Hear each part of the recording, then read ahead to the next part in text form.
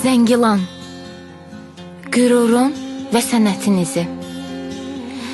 Zəngilanda cəmi bir ay çalışsam da, zamanımın böyük hissəsini tuneldə yaratdığım əsərlər aldı.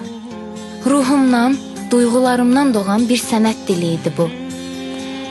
Bu rəsmləri böyük qürur hissi ilə işlədim. Çünki artıq Azərbaycanımın azad torpaqlarında öz sənətimi nümayiş etdirmək mənim üçün təkcə bir peşə deyildi.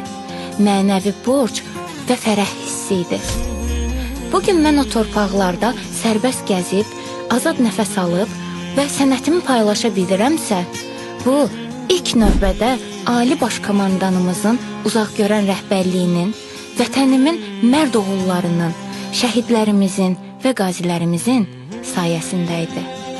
Onların qanı, onların igidliyi ilə azad edilən torpaqlarda öz əl-işimin izini buraxmaq mənim üçün həm şərəf, həm məsuliyyət, həm də ömürlük qürur hissi idi.